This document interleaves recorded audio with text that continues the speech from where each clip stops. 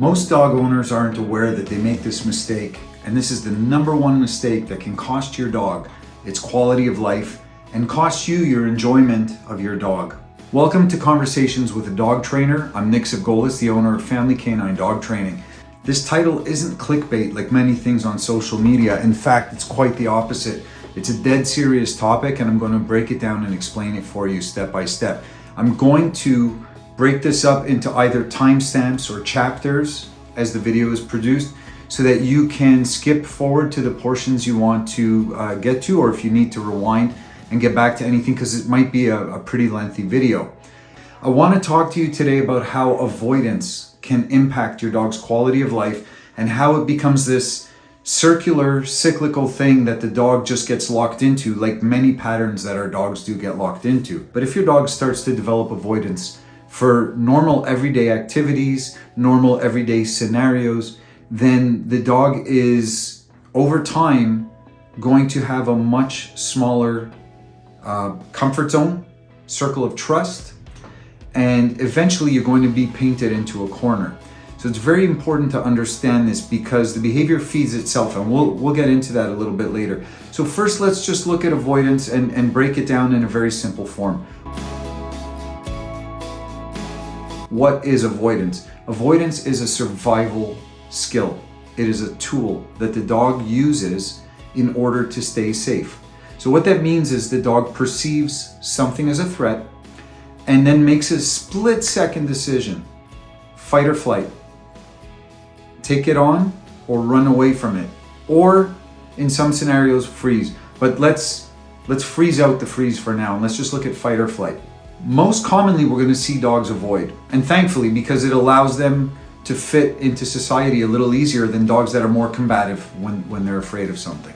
Okay, and certainly there's value in that, and that's a topic for many other videos.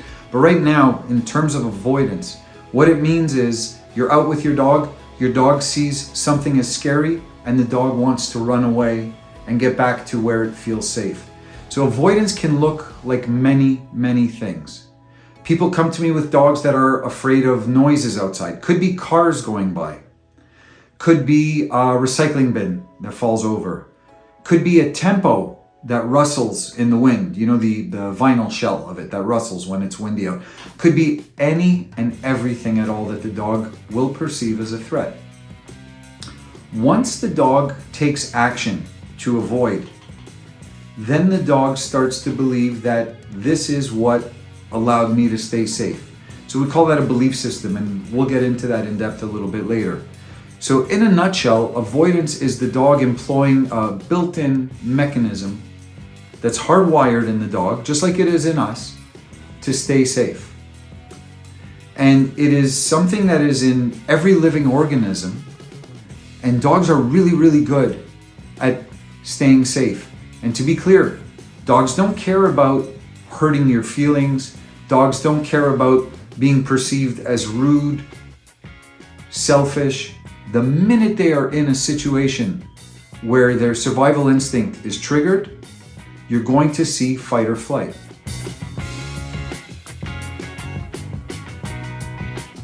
Watching a TV show years ago where a safety and survival expert was being interviewed, and they did an experiment on the general public. So they're in a shopping mall parking lot. And this individual goes up with a shopping cart asking people for help to load his stuff into his van. And it was one of those creepy vans, you know, with the sliding door and no windows all around. So already that should be a sign to people. And oh, my back or whatever it was, so can you please help me? And people are loading things into this sliding door side, and wouldn't you know it, boom, shoves them in, or shows them how easily he could shove them in. And almost everyone uniformly at the end of this experiment, when they're interviewing them and said, didn't you think it was a little risky when you saw the van and you're leaning in and this stranger is standing behind you? Yeah, I did. But I didn't want to feel like I wasn't being kind or helpful. I didn't want to seem rude. All the typical responses you would think from polite, civilized people that were overextending themselves in situations where they knew that it was not necessarily in their best interest. A dog would never respond that way. The minute that survival instinct is triggered, they are going to go fight or flight. Okay? So that is avoidance in a nutshell. When you break it down, if you start to understand belief systems in training, a belief system is very simple. There's 5 of us sitting at a table, and the dog goes around from person to person to person while we're all eating. And no one feeds him but I do. And then the next time we're in that scenario, he tries the same thing again. And again, no one feeds him but I do. What do you think happens the 3rd, 4th, 5th time? Eventually the dog says, later, losers, I'm going where I get paid. Okay, a dog's a very simple creature. Pay me. So whether you're paying the dog with chicken at the table and the dog learns to go where he gets paid, or whether the dog is being paid for survival in his mind by avoiding, then they get locked into whatever they feel is paying them. So let's break it down into a scenario that I saw this morning. I was doing a consultation with somebody, and it's exactly the type of dog we're talking about now. 7-year-old dog, hardcore locked into survival. Not an aggressive dog, a very fearful dog who is putting on this facade of, I'm tough and you don't want any bit of this, I'll take you on. But the dog's chicken-hearted and it's just looking to survive the day. So the dog gets used to me and is starting to be nice and social with me and chilling out in the front office at the kennel. And then someone walks through the room and the dog gets up. Pop, pop, pop, pop, pop, pop, pop, pop. And the person walks out of the room. Belief systems. The dog says, there was the threat, what the dog perceives as a threat. I responded in a way that makes sense to me because I feel scared, so I have to threaten what I feel scared of. And then the threat left. Now the threat was leaving anyways. The dog doesn't understand that the person was going to go out the door no matter what. The belief system is, I have to actively challenge things, take on things, threaten things in order to stay safe. And that's a dangerous belief system because now the dog is active anytime it feels like there's something going on that isn't in its best interest. So the belief system in training is very, very dangerous, and it's like quicksand. The dog will get stuck in it if we're not careful. And we have to help the dog understand how to develop a different belief system, one where the dog doesn't have to play as active of a role in order for it to survive. And we'll break that down in another chapter a little later on. Now, if you want to really understand belief systems and dog training as a whole, there's no more powerful learning than the dog's own motivation and the dog's own discovery. So let's look at the example now of the dog wanting to feel safe. The dog wants to feel safe. It perceives the person as a threat. We don't have to encourage the dog to bark at the person. It comes from within. I've got to survive. I have to do something. There's that self-motivation that I always talk about with my clients in training.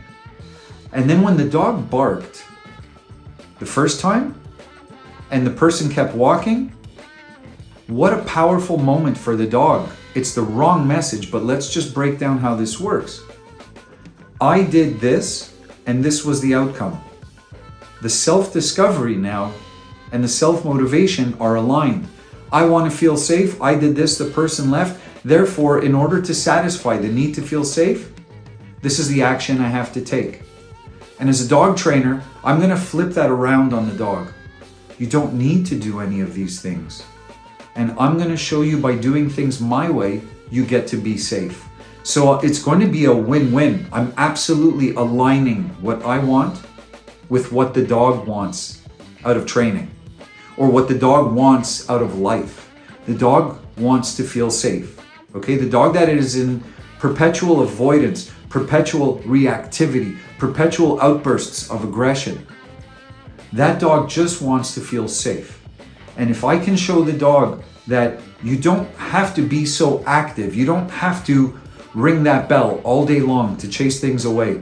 Just do a little bit of this, a little bit of that, and I'm going to create a force field for you where I don't let anybody mess with you. Then all of a sudden the dog says, I like your recipe, Nick. I'll work with you, because it costs me less. It's less stressful for me. I don't have to get all emotional. I don't have to have these high levels of stress and adrenaline and cortisol running through me. And I don't have to fight for my survival. Your recipe is better than mine because my recipe allows the dog to remain calm and be in a bubble. So win-win. Whereas if we're dealing with a truly aggressive dog, there's no real alignment. That dog will be frustrated. Damn it, how come I didn't get to bite that guy? You robbed me of my opportunity. There are dogs like that, okay? That's a different thing altogether. Here we're talking about dogs that avoid. So avoidance can be what we typically think of, where the dog is running away or hiding behind. But avoidance can also be active at times. Now, I'm calling this avoidance where some people may not. But that dog barked at me today. And yet when I took the leash and just brought the dog in close to me, I didn't get bit. I didn't even have a threat of getting bit. I had a dog now that was looking anywhere but at me. And I had a dog that was like, the dog that barked at you, that was a different dog. That dog left. So this is a dog that is avoiding, whether it's forward avoidance, backwards avoidance, it's all for show. The backwards avoidance typically happens when the dog is with the owner and it hides behind and is very often reinforced by the owner. And the forward avoidance is when the dog thinks that using this option is not going to pay me as well, so I have to be a little more active. Case in point, the owner today was telling me that the dog will have huge reactions to other dogs on a walk. And it's barking and carrying on, but it's not even at the end of its leash. So what does that tell you? The dog isn't even actively trying to get to the other dog. The dog is putting on all this big show, but she's kind of saying to the owner, hold me back, cover my bluff, right? So you have to understand what avoidance looks like. And it can be that active stuff that I was talking about. And it can certainly be the, I'm gonna hide behind you, or I'm gonna hide under the furniture, or I'm gonna sit here and stare at the floor and pretend like none of this is going on, because maybe if I click my heels and say there's no place like home, like this can all just evaporate. So I don't want to be seen or noticed, so to speak. They're gonna be under the radar. So avoidance can take on many forms. But the belief system overall is that the dog feels that it is responsible for its survival, and that is propelled by its motivation to feel safe and by its own discovery of, I did this and that happened. The dog starts bugging you around dinner time, drops a bowl on your foot, barks at you, sits and stares and whines, and eventually you get up and you feed the dog. The dog now believes that its action was the catalyst for being fed, so then it starts to get pushier and pushier for its meal. Self-motivation, right? The more of a pig your dog is, like my little hooligan is absolutely a pig. So the more motivated the dog is, and then the dog discovers, I did this and I got fed. The truth is we were going to feed our dogs anyways, but now the dog is creating a cause and effect link where it didn't necessarily belong, but that's just how the dog's brain works. Same thing if Amazon shows up and the dog charges the door, and then the delivery driver leaves the parcel, gets in the vehicle and keeps going. The dog says, I showed that SOB. They don't understand that the delivery driver was gonna get going anyways, cause and effect, creating links where they don't belong.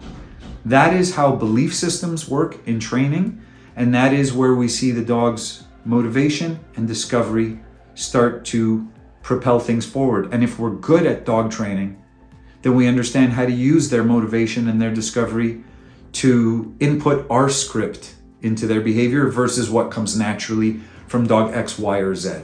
I've been doing this for 31 years and I've trained thousands of dogs, many of them fearful, reactive, avoidant to the nth degree. I've worked with street dogs from not only all over Montreal and across Canada, but street dogs that have been imported from God knows where. I've worked with dogs that were street dogs that were later on amputees, that just layers of complexity. I worked with a dog recently that was a dog that was raised on a dog meat farm that had zero interaction with people, was afraid of its new adoptive owners. I've worked with dogs that have had every issue you can imagine when it comes to fear and avoidance, and in many cases, aggression. And I can tell you that when we try to repair these things, when we try to work with these issues, but we do it from a point of view of poor dog, which we're very likely to do with dogs that come from hard backgrounds, dogs that have physical limitations and injuries and amputations and so on and so forth, dogs that are so scarred emotionally, it tugs at our heartstrings. So one of the most common things that people do is they want to soothe and comfort and reassure the dog. And I promise you it doesn't help. Not only does it not help, it hurts. It creates more problems than you know. Our goal with dogs that avoid should never be to comfort them or to bubble wrap them, as I like to call it, because you cannot help the dog feel better. You cannot soothe the dog to feel better, but you can construct your training in such a way where the dog learns to discover for itself that things weren't as bad as the dog originally perceived, and that the dog has more inner fortitude than it thought it did. So its own self-motivation and self-discovery, like I talk about a lot. And the dog starts to build itself up from the inside. This is not dog training in the classical sense where we are motivating our dogs and cheerleading our dogs and rewarding and paying our dogs. I do all of that in my obedience training. Let's just call it skills training, okay? When you're teaching a dog a skill, you're there and you are the coach, the cheerleader, the teacher, and you're the catalyst for a lot of this. And therefore, you're trying to show the dog that if you do what I want, I'll pay you. I'll pay you really well in whatever currency that dog values, because we want the dog to value what we value, right? The things we're asking our dogs to do in skill building stuff are not necessarily things that the dog would choose for itself. The dog wants to pull you down the street as fast as it can go. And the dog gets high from the feeling of pulling, especially in a harness. And now the dog is turned on by all the scents and all the people and all the food on the ground that it can collect and the other dogs that it wants to run and say hello to. And I want the dog to walk slowly next to me on a leash. Why exactly would the dog do that? So I'm paying the dog really well and I'm trying to motivate the dog. When it comes to avoidance and fear, I want to pay the dog with the dog's own self-satisfaction, its feeling of, I could breathe a little easier. This guy's not going to fall on my head today. So it's different. I don't insert myself into the training. I'm there just to guide and be not so much a narrator, but more like an architect, where I'm setting things up in such a way that the dog learns to discover for itself. So think of a little kid. In fact, I recently did a consult with a pair of dog owners, and I often use going to the dentist as an example, and I'm using this example with them in the consult, and we're chatting, and they're starting to laugh and laugh and laugh and look at each other, and there's something going on here. So I say, what is it? They say, we're dentists. And so now I say, okay, that's great. Tell me, what do you see in your office? And they say the thing that makes the kids the most nervous, parents come in, it's okay, it's okay, it's okay, it's okay. And they just do that over and over, to where if there wasn't a problem before, there damn sure is one now, because they're trying to bubble wrap the kid. It might be a little stressful and a little uncomfortable, but if the kid sits down, let's assume that there's nothing major going on. It's just a checkup. And let's assume the dentist is skilled at knowing how to keep things light and not make things too hard for the child, not to go beyond their threshold like we always like to talk about in training. Then the kid's going to walk away, maybe not the very first time, but on average, I would assume after a couple of visits, it's not such a big deal. It's probably not their favorite activity, but it's not the end of the world. I want my dog to walk away from situations like that, where it's not me cheerleading, it's the dog discovering for itself, because again, self-motivation, self-discovery. Rather than me telling the dog it's okay, which if you have a fearful dog and you do this, you know it does not help the dog. Just like this morning, I took the leash, the dog did not want to be near me, and I said to the owner, don't make eye contact with your dog, don't talk to your dog. So don't do anything to reinforce that the dog believes it should be engaging you. Mom, come and save me. So the dog is avoiding me and trying to get away. And I know what I'm doing with this dog. I'm not going to try and force myself on the dog and win it over, because it's showing me that this is not what it wants. It doesn't want interaction. So I just want the dog to come down from a 10 to an 8 to a 6 to a 4. And sure enough, the dog did multiple times. The dog eventually sat. The dog eventually lay down on the floor while we're talking. It would look over at the owner every so often. But by and large, it settled in. Then the dog would sniff the ground, sniff my shoe, wander around, stick its face in the trash bin, explore a bag of food on the other side of the counter. All of these things show that the dog is allowing its brain to divert from survival to just normal everyday things that a dog would do. Use its nose, explore a new environment. These are wonderful signs. That is what we call recovery. When I'm working with dogs that have high levels of stress, high levels of fear, I want to see little recovery points. That's when I go into scientist mode, where I'm collecting data now from the dog. You're recovering. Anything that shows an absence of being preoccupied with survival is recovery. And so the more frequently I see that occurring, the looser the dog is getting. The longer the duration of the recovery, the looser the dog is getting. Then the person walks through the room and the dog flares up again, like I discussed. And then wouldn't you know, the dog recovers a minute later, where initially it probably took the dog anywhere from 5 to 8 minutes to recover upon first arrival. So the recovery is starting to happen quicker and quicker and quicker. And that's great. And I'm pointing all these things out to the owner and she's nodding her head like, yep, okay, I see it too. And that makes sense. And all right, now we're moving in a good direction. So what's the first thing I want to do with my avoidant dog, with my reactive dog? Well, I want to build engagement. Engagement is I'm with you, you're with me. Let's keep our focus here. Let's keep it about this right now. And I want to build tools that I can use.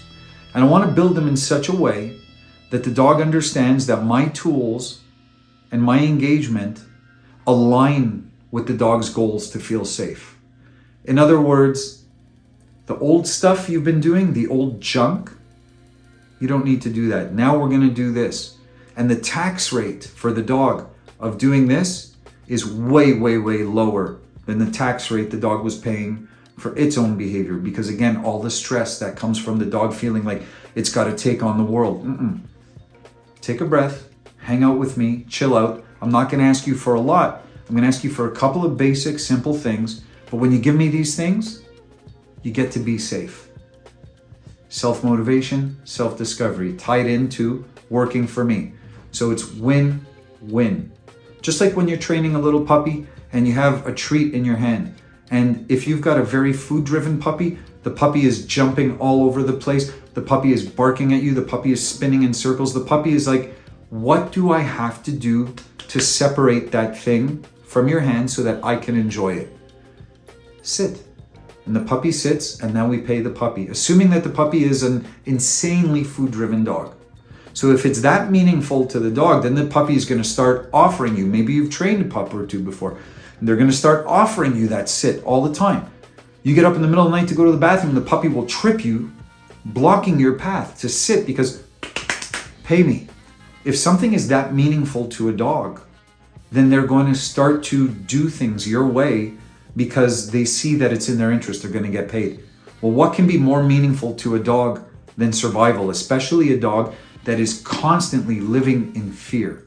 So I start to show the dog that by engaging with me, okay, you know, when we do this to people, like, hey, focus here, engage with me and give me this and give me that, 2-3 things, doesn't have to be a lot. When you do that, then you get to be safe. And the dog says, great. So tools and engagement, that's the first thing we have to do. Then the next thing we're going to do is we're going to go out and put our dog in situations, but you've got to be careful here. And this is where it's really important that you know what you're doing or you're working with someone who can guide you, because you're looking to work within your dog's threshold, your dog's comfort zone. You never want to go outside your dog's threshold, okay? Think of it like pizza dough, and it's a dough ball this big, and you want to turn it into this. If you pull it too fast, you're going to tear it. And then what are you going to do? You're going to go put a pizza in the oven with a big hole in the middle, And I'm speaking from experience because I like to make pizza, and I've had the dough tear on me. And then it's just a mess that you have to clean out, throw in the trash, and the pizza oven is wrecked and you have to just leave it on high until it kind of self-cleans. Well, if we're not careful with our dogs and we go above threshold, it's a similar experience for the dog. It's just a big mess. And then the dog's confidence is shattered. The dog's trust in us, shattered.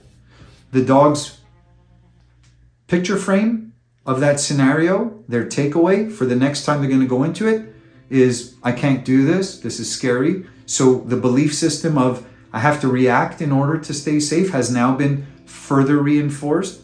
The self-discovery of I knew it, I was right, I have to fight for survival, that is further reinforced. So when you go beyond the dog's capacity, beyond the dog's threshold, all of this bad stuff is happening. So you want to stretch it a little bit at a time. And it's best to be conservative, and it's best to work in the dog's comfort zone. Little bit at a time, okay? Don't be in a rush. When I'm working with the dog, I'm trying to show the dog, just like today when I took the leash from that dog owner, I'm not going to try and touch you. What I was telling the dog is, I see you, I hear you, I respect you. And if I was going to try and impress on the owner, because it's a little weird, I would imagine, for a dog owner to come to a consult and the trainer is having zero interaction with the dog. And I'm explaining to the individual, this is not me in every consult. This is me with your style of dog, because if I were to try and touch your dog right now, it would actually be perceived as punishment by the dog. The dog is abiding. The dog is playing by fair rules, societal rules of I'll leave you alone, you leave me alone. Just like two strangers sitting next to each other at Starbucks. And now you're sitting next to someone that you don't know and they put their hand on you. Your reaction would not be favorable. You would tell them to stop. You would get up and move away, right? Avoidance. Or maybe you would become confrontational depending on what they were doing and what you felt you needed to do to resolve that. So what I'm doing with the dog in that moment is showing the dog respect. And over time, when the dog starts coming into me to explore, I offer a hand and I read the dog's response to that. And before you know it, I'm petting the dog nose to tail. And I'm sitting on the floor and I'm putting out my hand and I ask the owner, does your dog know how to give a paw? Sure. So I ask the dog to give me a paw and the dog does. And she's really cute the way she does it, because she puts it's kind of like she's rubbing her ear forward before it touches down. And the reason I'm asking her for this is she could absolutely refuse. If she was really in fear, she wouldn't make contact with me. And if she was really in fear, she'd be backing away from me. So I asked her to give me a paw, and what she's saying to me is, oh, I'll take a shot. I'll make contact with you. Been around you enough now, and I kind of feel like we're ready for that next step. So I'm working on developing a trust from the dog, and I'm working inside that dog's comfort zone, and I'm respecting that dog's timeline. And you have to understand this. This ties into thresholds very, very much so. It is not for us to determine the dog's comfort zone nor the dog's timeline.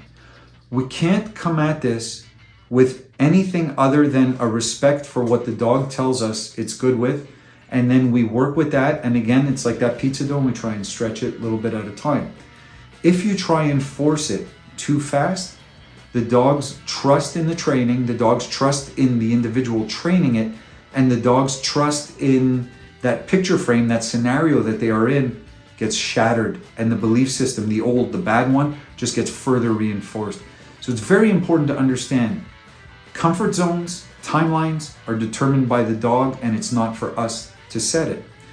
And once in a while, someone will kind of question things in that regard and say to me, but why doesn't the dog, this is so-and-so who visits my house twice a week, but why doesn't the dog feel, why doesn't the dog want? Because logically in their mind, what they're saying, and I understand it, is it's been long enough, it's been enough, the dog should, but it's not for us to determine that.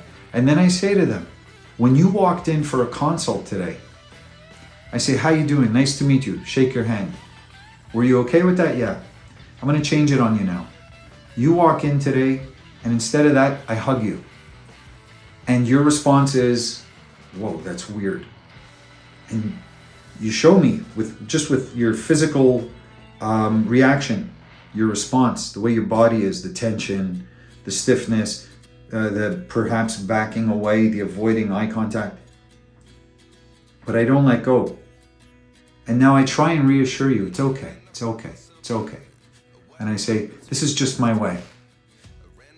I've been doing this a long time. I've trained your neighbor's dog. I've trained your cousin's dog. I've trained 10 different people you know. So you should feel comfortable with me hugging you. Would you be comfortable? And everybody says the same thing. Absolutely not. It's not for me to tell you when you should be comfortable. When you put it in a frame like that, it's easier for people to understand. And you can't look at the fearful, avoidant dog and then judge it based on your last dog who was maybe very socially open, very bold, very comfortable in different scenarios with strangers and visitors and so forth. So timelines, comfort zones, entirely up to the dog, and you have to know where their threshold is, and then you have to know how to work with them to increase the threshold. Now, we get into another topic, which is socializing. Socializing is so wildly misunderstood. People think socializing means that the dog should want to interact with any and everything around it. I have a puppy like that, and I don't even want him interacting with any and everything around him. Because think of what that means when I'm out with him. He's like one of those, when I was a kid, we had these little rubber balls called super balls where you bounce it off the wall and it's just going and going and going, and it seems like it just never runs out of energy to bounce around. Imagine what it's like to live with a dog like that. Imagine what it's like for the dog, all that hecticness of gotta go, another person. I swear to God, my dog would run up to a corpse to try and be petted by it.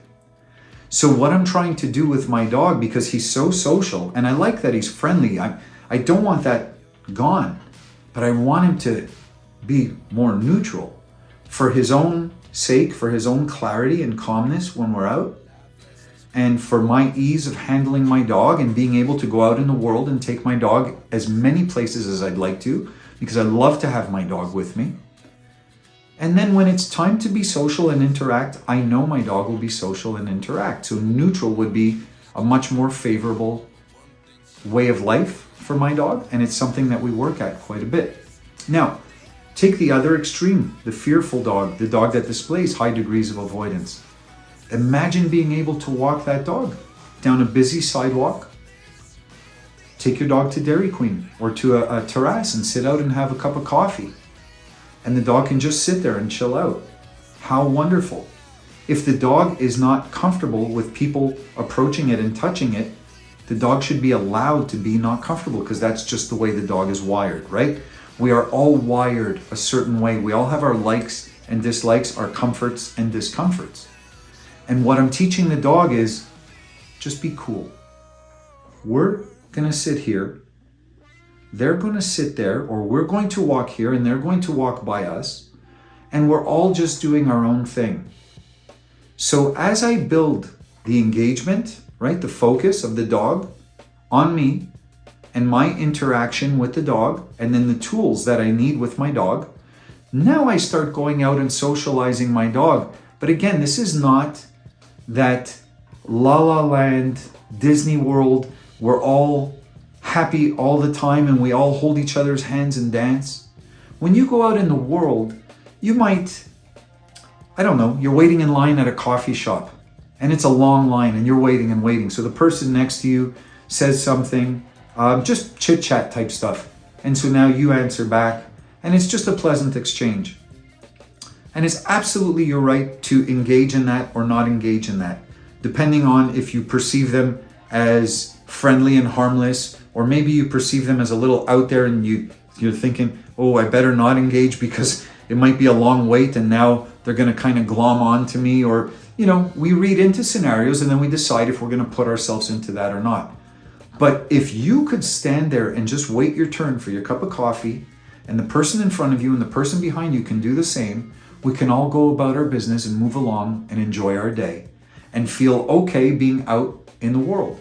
Why shouldn't we grant that to our dogs? You would never walk in to that coffee shop while you're waiting in line and start walking up to every person there and going, wow, this is a long wait. I'm glad you and me, we're gonna make it together. Text me, what's your number? Oh, okay, here's my number. All right, yeah, we'll go out for dinner Saturday. I mean, that's not the real world. We don't start just touching strangers, interacting with strangers. For some reason, we think our dogs are supposed to. And granted, some dogs are really open and easy and comfortable, like my hooligan. He wants to interact with everyone. Like I said, that's not necessarily the best recipe, and I'm trying to bring my dog more to neutral. And the same thing with our dogs that are uncomfortable in certain settings. We shouldn't try and force them to engage and to have people breach their bubble, their comfort zone. We should just teach them that when you go out with me and you follow these things that I ask you to do, things work out to your benefit. Okay? When people think that they're going to socialize the dog, if the dog is truly afraid, what you're considering as socialization and happy and showing the dog that this is a good thing is you're actively punishing your dog for being in those situations. And you're further reinforcing the belief system of, I knew that this was bad news and I knew it was scary. And not only is the rest of the world scary, that human that I live with is forcing this on me. Okay? That is like the dentist now taking that little tool they use when they're examining your gums, but they're latching it into the gums and pulling till it bleeds. And the parent grabs the kid's arms and says, you don't move, and we're doing this. Can you imagine the level of panic and fear and not only distrust of going to a dentist, distrust now between child and parent, because you forced me to sit here and bleed. Well, your dogs are bleeding emotionally in those moments. And with several dogs, we're going to see as we work with them and we develop the engagement, the tools, we start to work on being neutral, we're going to see the dogs come out and be more social. And if they show us, again, their timeline and their comfort zone, then by all means, that's a huge victory. And if it's there in the dog, let's absolutely capitalize on it, but in an intelligent way. And by the same token, if it's not there, don't try to force it because you can't put it into the dog. If you don't like a certain flavor of ice cream and I force feed it to you, you're not going to walk away from our force feeding sessions with any more appreciation or enjoyment for that flavor. In fact, you're now going to dislike it more and you're going to get more defensive the next time someone says, you got to try this. Just get the hell away from me. It's not for you to tell me what I have to eat. So if the dog is not comfortable with people making eye contact, with people talking very sweetly, it doesn't matter that their intentions are very nice and pure and kind-hearted. If the dog doesn't want it, the dog doesn't want it, and we shouldn't force it on the dog. So think of it like a little kid who believes there's a monster under the bed. And imagine if the parenting strategy for this is, it's okay, honey, it's okay. We'll be fine. We're going to bed. You go to bed. We'll see you in the morning. Hopefully, you'll be okay. Imagine what that would do to the kid. Now, we all know the kid's going to survive because there's no monster under the bed. But the emotions and the psychology of what's going on in the kid could be in full-on panic. And we have the opportunity to flip things around, which is what I want to do with the dog. What is the child's goal? Assuming that this is a true fear and it's not a manipulation because they want to stay up later or get you to spend time with them rather than go to bed. So let's assume it's a real fear. An intelligent tactic would be to go lift up the bed cover, look under the bed, and encourage the kid to look there with us, right? Because we know there's no monster, but we're going to lead by example, because by doing that, we're showing the child that I'm not afraid to go and engage there. And you know what? You come too, because I want you to see this. And now I can start to employ any number of things to make a lighthearted moment out of it, which is wonderful when we can do that with our dogs. So a lighthearted moment might look like if the bed was raised, significantly higher than the floor, and I could fit myself under, I'd be crawling around under there with a flashlight, kind of playing around like monster, monster, and maybe I find one of the kids' socks, like, it's the stinky foot monster, and I throw the sock at the kid, and we have a laugh. And then, what's this? And pull a chocolate out of my sleeve, like a rabbit out of the hat. And if we could fit under there, let's pretend now, for argument's sake, it's a tall bed. We could fit under there. Now I bring a couple of flashlights. We got a couple of chocolate bars. We break all the rules. Doesn't matter that it's bedtime. We're reading some stories. We have a puzzle. And I turn it into such a fun, lighthearted moment that it's going to be a cherished memory for that kid forever. And what I'm teaching them is that you can trust me, right? Just like we're trying to do with our dogs. Rather than take the kid, we know there's no monster, you take the kid, you force them under there. You get under there and you go look, there's no monster, I told you 100 times. That's not gonna help our relationship. But if I make it a lighthearted moment, that's gonna help us, and that's gonna help the kid realize there's nothing going on here. I'll give you a few examples that have come up. Well, one is quite old and a couple are recent and fresh on the mind. I trained a chocolate lab recently named Mabel. If you're watching this, hi Luke. Mabel's a really nice dog. She's a nervous dog. So Luke comes back to the kennel for a follow-up lesson, and we have a big statue of a Bernese Mountain Dog. And Mabel's barking at the statue. The statue's got to be about 12 or so feet tall. And she's barking. And Luke's a really sweet guy. He loves his dog. So he's talking to her. He's comforting her. It's having no positive effect on the dog. So I say, give me a moment. I take her leash and I just walk right up to the statue. And of course, Mabel is at the opposite end of her leash, right? The leash is 5 or 6 feet. She's at the very end of the leash. If the leash was 30 feet, she'd have been 30 feet away. And what do? I'm petting the statue. I look like that crazy guy now. I'm talking to a dog statue and petting it. What I'm doing is similar to getting under the bed to go look for the monster. I'm showing the dog there's no monster here. I'm not afraid of the statue. This is silliness to be afraid of a statue. So she sees that I'm comfortable. Rather than me trying to bubble wrap the dog, I'm just showing forward movement and a lack of avoidance. And then the dog starts to mirror what I'm showing. She comes forward and sniffs, and then moves on, sniffing the grass, and now the statue's not even on her radar. That is a very quick, very simple, and easy way to do things. A much older example is my old Dutch Shepherd, Hyper. Hype was born in 2001, and he came out of a litter of Dutch-bred dogs, KMPV lines, very, very tough, very driven dogs. And he was no exception to that.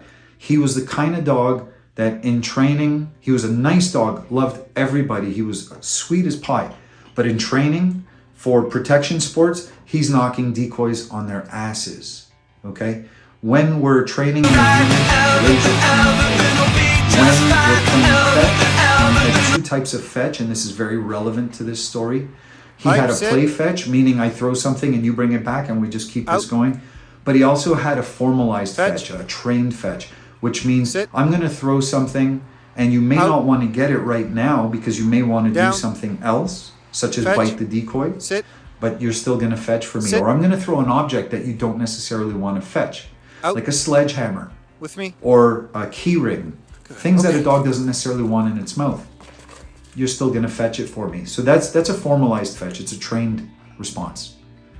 And we go by the water for the very first time, and he's about 1.5 years old.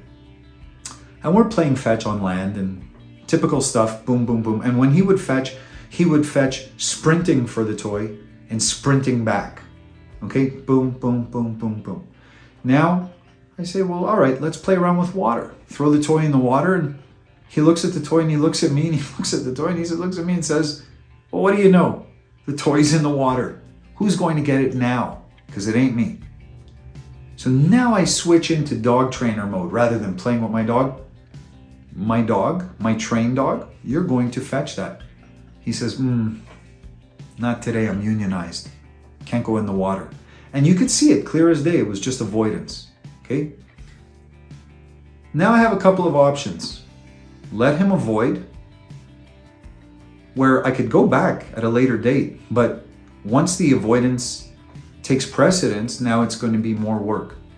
So what do? I pick up my dog and I go in the water with him, meaning I'm holding him and I'm forcibly taking him in the water, because if I were to let go, he'd head back for the land and he's like, later, it's been nice. Send me a postcard from somewhere out there. I carry him into the water. It's not deep at all. We get to where the toy is and I'm pointing him at the toy now. Okay, I'm aiming my dog at the toy. I'm telling him, fetch, fetch, fetch, fetch, fetch, fetch, fetch, fetch, fetch, a million times. You know, the way we all tell dog owners, don't repeat commands. Now I'm the idiot in the water with my dog repeating commands. And he's not having it.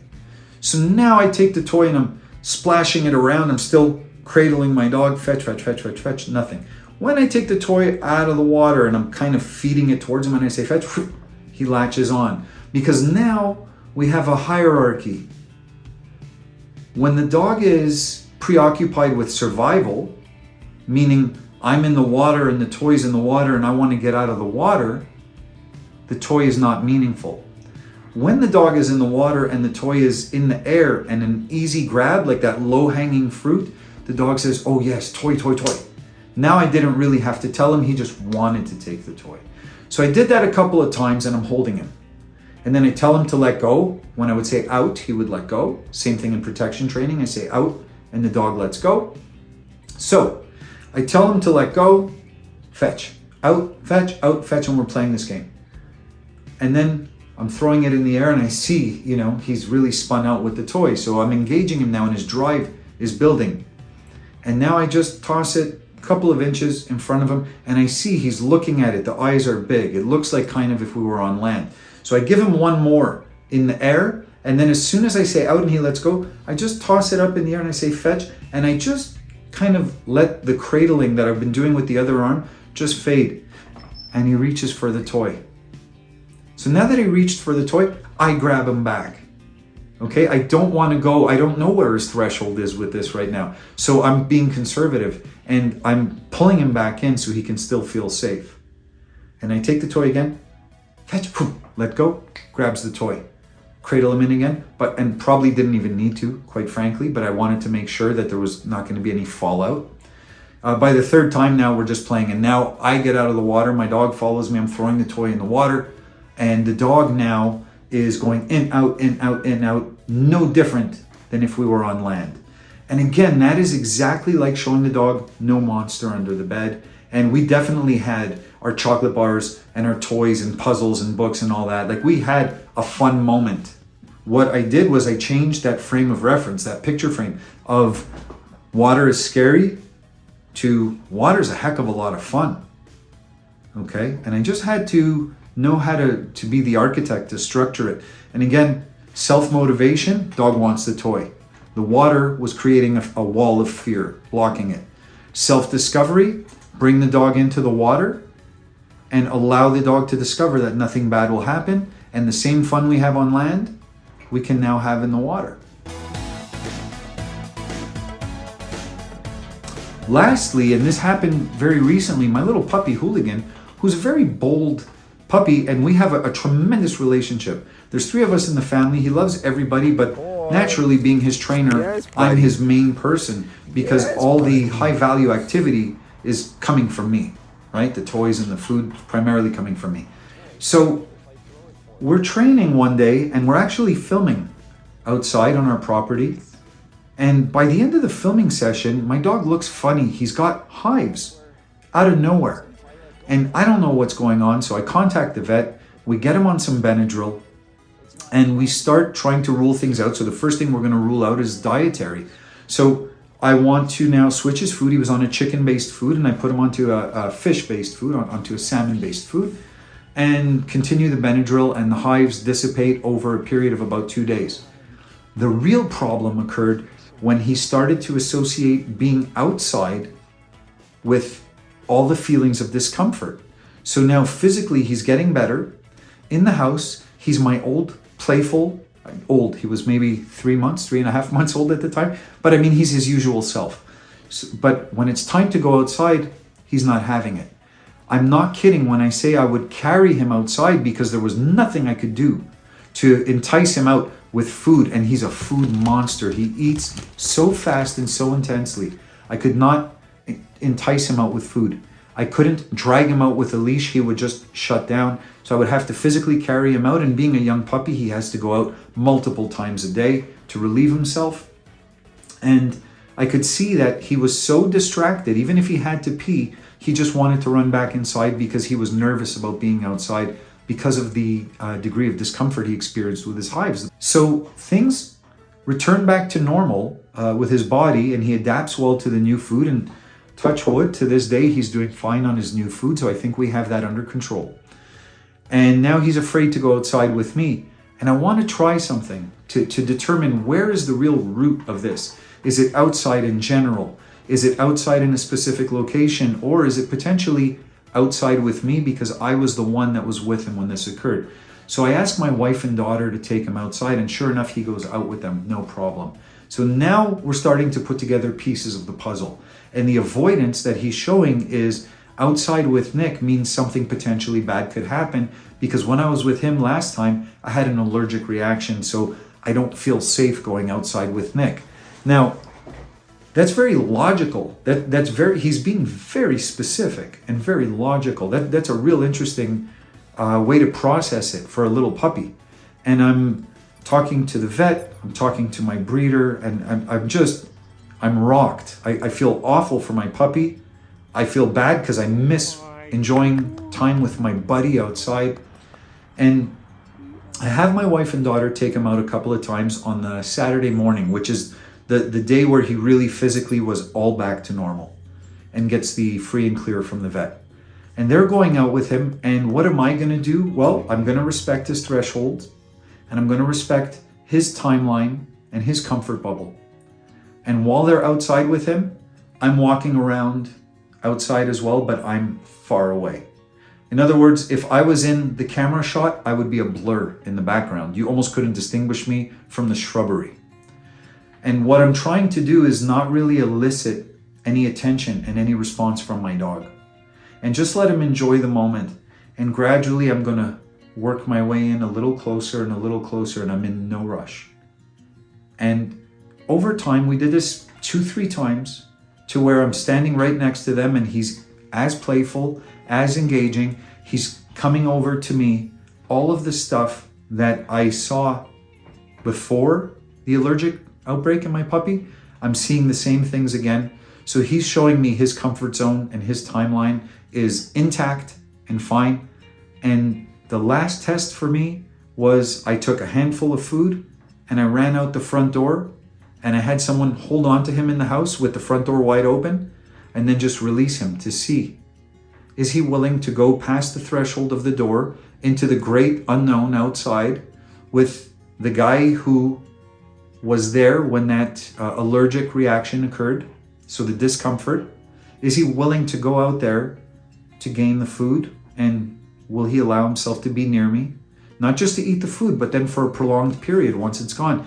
And sure enough, he was. So all told, it took us maybe 10 to 15 minutes, where really it probably would have taken 2 to 3 if I would have just fast-tracked it, but I didn't want to take the chance because he's 3.5 months old at the time. Why do I need to rush this? What is the pro and con of rushing it versus the pro and con of taking my time? I'm really willing to invest an extra 15 minutes into the rest of my dog's life to show him that he can still enjoy being outside with me, and we can still party like it's 1999, just like we used to in the past, versus trying to rush it because I don't want to spend an extra 15 or 30 minutes, or if it would have taken us a week, whatever it was, I would have done whatever was required to show the dog you're safe with me. So again, it's engagement, it's my goals align with yours. My puppy wanted to get back to having fun. My puppy wanted to chase the person with the food and eat the food, or play fetch or play tug. I just needed to be the architect to show him that through his own motivation, his own discovery, you're safe with me. It's all good. It's all good, buddy. Let's go. Let's go have fun together. So this is the recipe for helping a dog that shows avoidance. And above all, I can't emphasize this enough, do not comfort your dogs. Do not bubble wrap your dogs. Do not promote avoidance or trying to soothe your dog, because that does not promote any growth. What we want to do as dog trainers, and when you have a dog, you're a dog trainer, whether you know it or not, is you want to promote growth. And growth comes from stress, right? Stress creates growth. But there's a difference between healthy stress, meaning little doses of stress that are designed to have a positive impact and a positive outcome. So it's a little bit of stress where the dog can then come back stronger each time. When you exercise, when you go to the gym and lift weights or run on a treadmill or ride your bicycle, you're straining and stressing your body. And if you do it in an intelligent fashion, you're doing it where you come back stronger each time. If you do it in a way where someone puts a gun to your head and says, run on a treadmill for 48 hours as fast as you can, first of all, it's not doable, but you're going to dehydrate, you're going to have a heart attack. At a minimum, you're going to hate treadmills after, because you're going to associate it with high degrees of stress, and so you're not going to want to be there. So there's useful stress where it's part of an overall plan and program, and it's designed to promote growth. And then there's ridiculous stress, which we should never be employing in our training with our dogs. So bubble wrapping and soothing falls into the category of reinforcing fear and avoidance, and the dog falls deeper and deeper into the hole. And little bits of stress designed to give the dog easy victories promotes confidence and growth. And when we build engagement and we have tools where the dog can focus on us, we have a set of guidelines knowing what the dog's comfort zone is, and we respect the dog's timeline, and we show the dog that you don't have to actively pursue your own safety and survival. Follow my lead and you'll be safe and survive. Now our goals align, and now we absolutely have the recipe for success for dogs that are fearful and avoidant. So I hope you found this useful, and until next time, I'm Nick Zgolis from Family Canine Dog Training, and this has been a conversation with a dog trainer. Take care.